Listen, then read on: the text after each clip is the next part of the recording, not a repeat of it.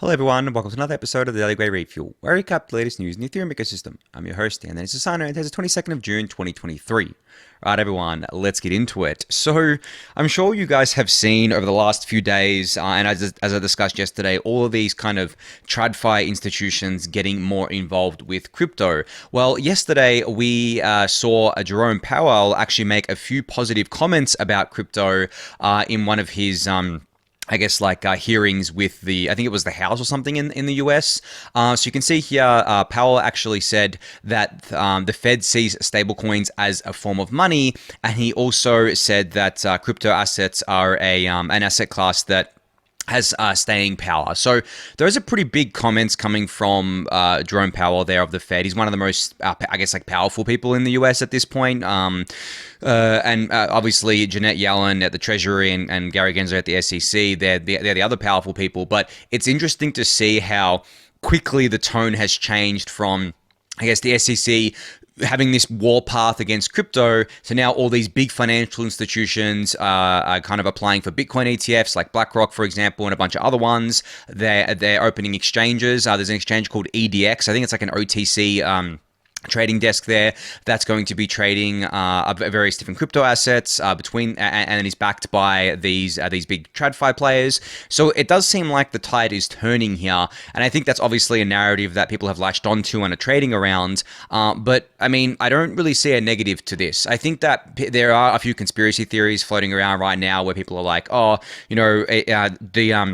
TradFi overlords got the SEC to go after Coinbase and Binance, and then they can come in and swoop in and basically get market share, or swoop in and buy these competitors and stuff like that. I don't know how much stock I put in it. Obviously, the timing is very coincidental here.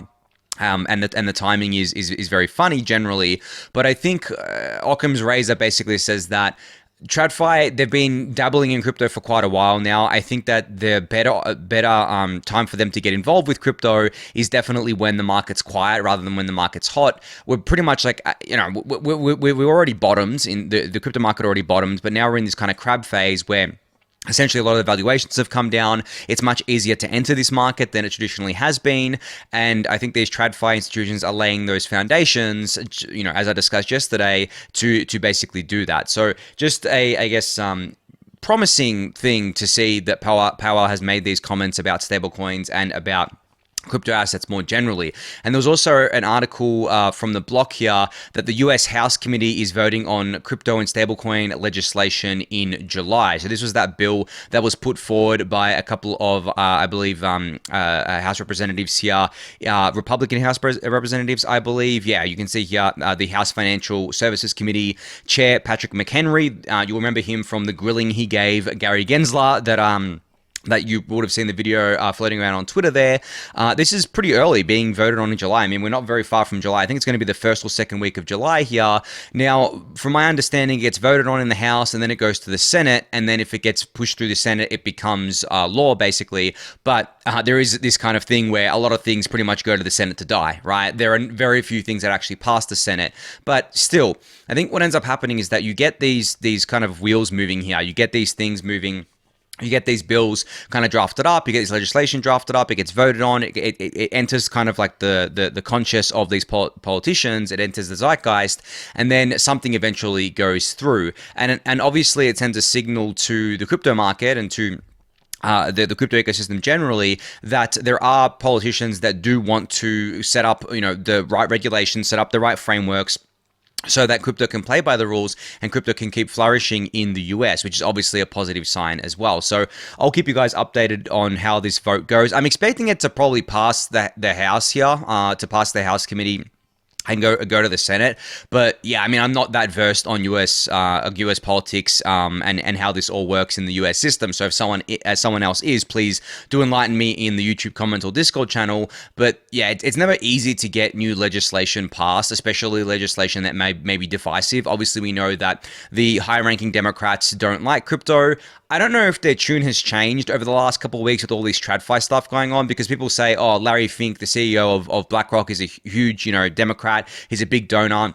he's got sway there. He does have sway. Like, don't get me wrong, he definitely has sway. But at the same time, there are a lot of people who have sway with politicians, right? And it just depends on who they basically want to essentially listen to, or want to essentially kind of like do a favor for. So it remains to be seen how that's all going to play out there. And you know, it's going to be interesting to see who the SEC goes after next, because obviously they've still got their lawsuits against Coinbase and Binance, and it actually came out yesterday that the SEC, I don't know if they lied, but they misrepresented a lot of stuff that they accused Binance of doing, such as commingling assets between Binance Global and Binance US. Apparently, that is totally false. So yeah, it remains to be seen if the SEC is actually going to be going after anyone else in crypto for the time being, or any other big names. I expect them to keep doing their enforcement actions against various scammers and grifters and promoters within crypto. But in terms of big names, yeah, I don't know. Maybe that gets put on pause. Maybe they are being told by their overlords, hey, you need to slow down here. This is not on. But we'll see, right? I'm not one that delves too much into conspiracy theories. I'm someone who likes to just look at the incentives and look at the relationships between different people and entities. And I don't think it's a conspiracy theory to think that Larry Fink, who is a prominent, obviously Democrat and the CEO of BlackRock and has a lot of sway, I don't think it's a conspiracy to think that he is either talking to the politicians about this or just sending messages by filing for the Bitcoin ETF and stuff like that. I don't think that's a conspiracy. I think that's just following the, incentives and relationships between all the different players in that ecosystem there. But anyway, I'll keep you guys updated on all of this as more news comes out. All right, so Tim Biko has shared a new, I think this is a new website, I hadn't seen it before, called Verkle.info, which redirects to a Notion document here. So basically, this has all the relevant information on Verkle Tries, which is the next major upgrade that is probably going to go into the network after Dencun. So you can expect this probably, I think, in the first half of next year, and it is a pretty major upgrade to the network. It's changing the Ethereum network over from Verkle Tries to Verkle Tries here, or Verkle Tries, whichever way you pronounce it there, and this unlocks a bunch of different things. Now, this is very technical. I'm still behind on my knowledge here, and I'm definitely going to be using this resource to learn more about it, but essentially what I think it allows us to do is from a practical kind of user-facing point of view, it allows us to raise the gas limit to higher than where it is now in a safe and secure manner. So I don't know how much we could raise the gas limit by if Verkle Tries were put into the network, but even if we are able to raise it by like a double or 3 or 4x, I've explained before how that's obviously not enough. That will get filled very quickly. And it's not something that we should be relying on, but at the same time, it's still something that helps, right? Every little bit helps, and it definitely helps things like L2s. So yeah, I'm all for that. But there's more than that to it. There's more than that. There's more benefits to getting Verkle Tries into the network than just scalability. I believe there's benefits in security and stability, and especially for things like light clients as well. And I think that the Verkle Tree roadmap goes hand in hand with like statelessness and state expiry and stuff like that. So yeah, anyway, you can learn all about this for yourself. I just wanted to highlight this website for you guys at Verkle.info because it's got a lot of really great information here to learn all about Verkle Tries. All right, speaking of core dev related things, Light Clients here has shared a pull request, or has opened a pull request to take the first step toward realizing the goal of separating the core EIP process from the ERC process. So for those of you who don't know, the EIP and ERC process are different things in that EIPs are typically things that require, a hard fork to go into the network. They're called Ethereum Improvement Proposals. And if we want to see one go live on the network, it requires a hard fork or a network upgrade. And it basically changes the rules of the Ethereum protocol and upgrades it with various different things. Whereas an ERC, it stands for Ethereum Request for Comments, is a standard. So there are different ERCs that exist today that are very popular, such as ERC20, which is the token standard that is used by basically the majority of tokens out there. But and the number is kind of arbitrary. It was literally just the 20th ERC. So it could be ERC 50 and it could be the same standard. So the number is kind of irrelevant, just like the EIP numbers aren't, it doesn't dictate what the what the upgrade is. But yeah, this kind of proposal here from Light Client is to separate out the processes between EIPs and ERCs. So you can go read his proposal on GitHub here along with a bunch of replies. But I think it makes a lot of sense to separate these things out, because the EIP process alone is already very, I wouldn't call it convoluted, but it is complex, because the thing with EIPs is that they have to go through the entire Ethereum governance process to even make have a chance of going into the network, right? And that governance process is very long. It has a lot of different stakeholders involved with it. It is something that is sometimes very frustrating to deal with, especially for upgrades that people don't want to go in for very good reasons, and then other people want it to go in. So something like ProgPower, for example, for those of you who don't know what ProgPower was, it was a change that was meant to be made, and it was, I think it was like 2 or 3 years ago now, probably longer than that. It was a change that was proposed to basically make it so that ASIC miners couldn't basically exist on the Ethereum network, and only GPU miners could.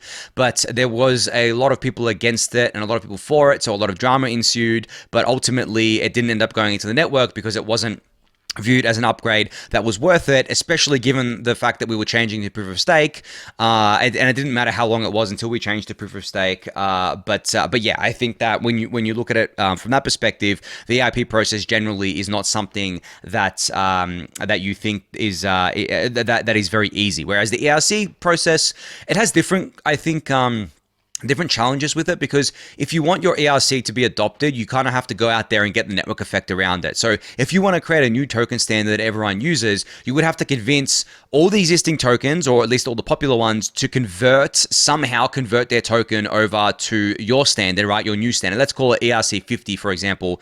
And you can come up with, I mean, there is already other token standards out there that are better than ERC 20 in terms of technical capabilities. But the reason why they're not used is because ERC20 has such a strong network effect. So to get a network effect around a new token standard will be very hard. In saying that, token standards aren't the only thing that exists. There's also the account abstraction standard, which I believe is ERC 4337. That one is, there's a lot of people getting together to make that a standard that everyone uses and that everyone adopts. So there's a network effect that happens around that. But yeah, that's the kind of main issue I think you have with ERCs, is that it's all well and good to spec it out and basically kind of like tell people about all the benefits that come along with it. But the problem is getting people to actually use it and to actually adopt it, because it is an optional thing. It's not like an EIP where essentially, EIPs that have been accepted into a network upgrade have already gone through the governance process. They get accepted, and then by default, everyone using the Ethereum network adopts it because a hard fork is a non-backwards compatible change, right? So, for example, EIP 1559, there is no Ethereum network that exists without 1559 unless it's a fork of Ethereum. So the real Ethereum network, the actual Ethereum network, has EIP 1559 on it, and you can't use Ethereum without it. If you are, you're using a fork of Ethereum that doesn't have it. So obviously it's not the real Ethereum there. Whereas, you can use ERC20 tokens, but you don't have to. You can use ERC50 tokens, for example, instead of ERC20s. So there are those differences there. But yeah, anyway, you can check out this pull request from Light Clients about separating all of this. I'll link it in the YouTube description below. All right, so 20 million ETH staked. So as of, I guess, today, there's 20 million ETH staked on the Beacon chain, with 2.9 million ETH queuing to stake. So that's 20 million ETH actually staked, actually activated on the Beacon chain here, not in the queue. And that's $38 billion worth of ETH. But what's more impressive is the fact that there's 2.9 million ETH, or $5.5 billion in queue to stake here. And that queue, even though it has gone down a little bit, it is still over 90,000. And I was looking at it just before. It's at 91,164, and the exit queue really is mostly empty. Some days it'll spike up to like 100 or 200 validators exiting or something like that. Those get cleared very quickly because it doesn't take very long to clear out that many validators in the entry or exit queue. But yeah, the entry queue has just been up only here, and it is quite amazing to see the fact that all this ETH is just continually getting staked here. And what I really love about it is the fact that these numbers are just crazy. I mean, if you add up the staked ETH and the queued to stake ETH, you've got $44.5 billion and, $43.5 billion here. And if you look at the total market cap of every other coin out there, if we add up as I said, if we add up these things here, then the market cap of the ETH staked is larger than the market cap of every single other L1 out there, including BNB. Now, I've argued before that I don't think BNB should be considered just an L1 because obviously it's tied to Binance, so a lot of its value is tied there. But every other L1 or smart contract L1, obviously excluding Bitcoin here, the amount of ETH stake dollar value is bigger than all the other market caps. And soon it will be bigger than all of them combined, which is just a crazy stat. And it really shows the difference between the value of ETH as an asset and the value of all these other L1's assets, right? Which are obviously much more worth much less, sorry, I should say there. But yeah, just a cool stat here. We'll be keeping an eye on it, of course, and we'll be reporting on it from time to time. All right, so a massive announcement out of Zora today. So they have announced that they are creating their own app chain using the OP stack. So this, of course, is an L2 on Ethereum using the OP stack integrated directly into all existing Zora tools and is live today. So this isn't just an announcement that it's coming. This is live right now on Zora.co here. So you can go to that website. You can, of course, connect your wallet here. I've got Sassel.eth connected, and you can bridge in assets and everything like that to it as well, obviously, because this is a separate network to mainnet now, which is very cool to see. So this just continues the trend of more and more app-specific L2s being spun up. And I've said before that I expect a lot of these things to be spun up over time, whereas only a handful of generalized L2s will actually exist in a kind of successful economic activity capacity over time. There's going to be just plenty of these app chains that basically all interact with each other. Now, I think there was something about Zora using I don't know if they're using the OP token in any capacity here. I think they're maybe using their own sequences or something like that. Not exactly sure on the actual makeup of it, but I think there might be some information on their website. I haven't seen anything yet, but yeah, I think there was some information about them basically not being able to be compatible with the OP superchain, but maybe they will be in the future. But for now, they're basically a standalone L2 on top of Ethereum. And for those of you who don't know what Zora is, it's basically an ecosystem for creators, essentially. So there's a bunch of creative tools on there, whether it's NFTs, like art NFTs or collectibles or things like music NFTs, stuff like that, like all and I guess like one of ones and DAOs and things like that. That's what Zora is, basically a collective for all these communities to come together and create together. So it's great to see them launch their own L2 here, and I'll be keeping a close eye on this to see how it evolves over time. I'm very curious to see what kind of activity they see on this L2. All right, speaking of Optimism, they have announced retroactive public goods funding round 3. So round 3 will have a 30 million OP a grant pool to pull from here, which is a lot of money in US dollars. I'm going to quickly look up what it is because I don't know exactly what the price of OP is right now. I think the price of OP is what $1.50 or something. It went down a little bit, so it's about $1.37. So if we do like a quick math here, 30 million times $1.37, we get to $41 million.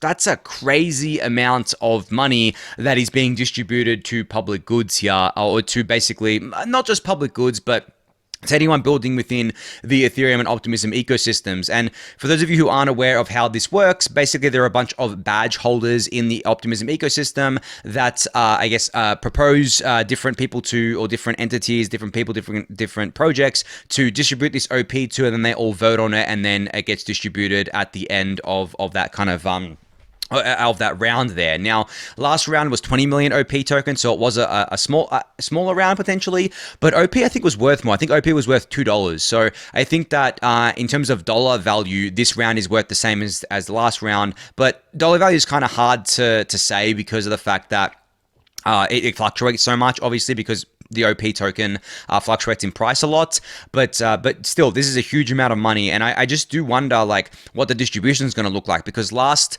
distribution actually gave a lot of money to a lot of different people. Even the ones that got the smallest grants got a lot of money, and I'm not saying that's a bad thing or anything like that, but it's just crazy thinking about how far the public goods funding ecosystem has come, or I guess like the general funding ecosystem has come, because I remember when Gitcoin grants first started out, the dollar values were absolutely tiny, guys. Like I think the biggest grants got like, and these are the biggest grants, not the smallest grants. I think they got maybe like 40 or 50K, maybe that. I can't remember the first few rounds of it, but it was very, very small.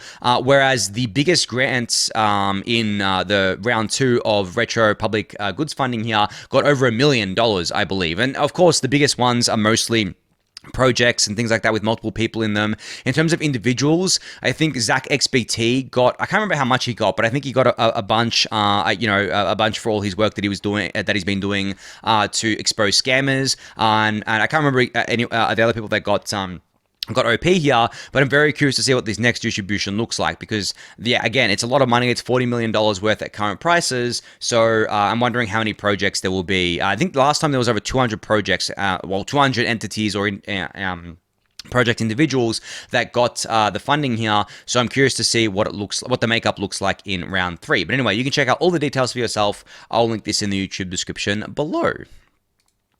All right, Off-Chain Labs has today announced that they're releasing tooling that will make building your own Arbitrum Orbit chain easier than ever. To start, they're providing a quick start guide and tools to help you with building your Orbit DevNet chain. So you can start building at this docs website here. I'll basically read it and see what's going on. And for those of you who don't know what Orbit chains are, they're basically L3s on top of the Arbitrum 1 and Nova networks. You can see the little graphic here that shows what this looks like. You have Ethereum L1 at the bottom, and then you have Arbitrum at L2, Arbitrum 1 and Arbitrum Nova, and then you have Orbit chains that sit on top of that. And this makes them obviously very scalable. This makes it so that they tap into the Ethereum and Arbitrum 1 ecosystems here, and is something different, I think, to what Optimism has with OP Stack, because obviously with OP Stack, it is starting your own L2 that is more like starting your own, I guess, like Cosmos chain, and you have the choice of